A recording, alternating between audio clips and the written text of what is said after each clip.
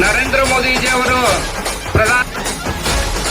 ಅಯೋಧ್ಯೆಯಲ್ಲಿ ಶ್ರೀರಾಮ ಮಂದಿರವನ್ನ ನಿರ್ಮಿಸಿ ಶ್ರೀರಾಮನೆಲ್ಲ ಮೂರ್ತಿಯನ್ನ ಸ್ಥಾಪನೆ ಮಾಡಿ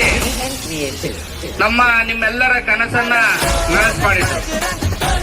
ಆ ದೇವರ ಹೆಸರಿನಲ್ಲಿ ಏನ ರಾಜಕೀಯ ಮಾಡ್ತಿದ್ರು ಅವ್ರ ಬಾಯಿಗೆ ಬೀಗಾನು ಹಾಕಿದ್ರು. ನಮ್ಮ ಸಂವಿಧಾನದ ಮೂಲ ಪ್ರತಿಯಲ್ಲಿ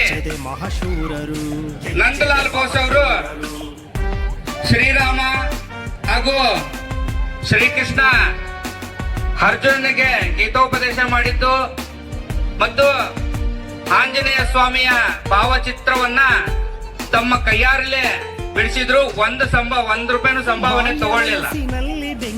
ಕಾರಣ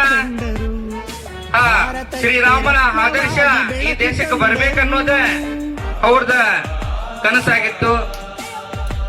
ಹಿಂದೂಸ್ತಾನದಲ್ಲಿದೆ. ಯಾಕಂತಂದ್ರೆ ಇದು ಹಿಂದೂಸ್ತಾನ, ಅದಕ್ಕೆ ನಮ್ಮ ದೇವರುಗಳ ಭಾವಚಿತ್ರಗಳಿದಾವ.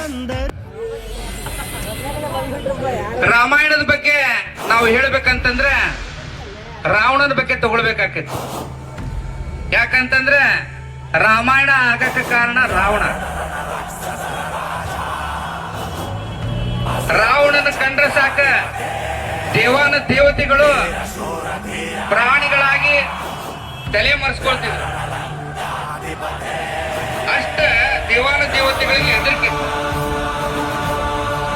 ಯಮಧರ್ಮರಾಯ ಕಾಗಿಯ ರೂಪವಾಗಿ, ದೇವೇಂದ್ರ ನವಿಲನ ರೂಪವಾಗಿ ಹಾಗೂ ವರುಣ ಹಂಸನ ರೂಪವಾಗಿ, ಕುಬೇರ ಓದಿಕ್ಯಾತನ ರೂಪವಾಗಿ, ಇಂಥ ದೇವಾನ ದೇವತೆಗಳಿಗೆ ಕಂಟಕವಾಗಿರುವಂತ ಬ್ರಹ್ಮನ ಮಗ ಪುಲಸ್ತ್ಯನ ಮಗ ವಿಶ್ರವ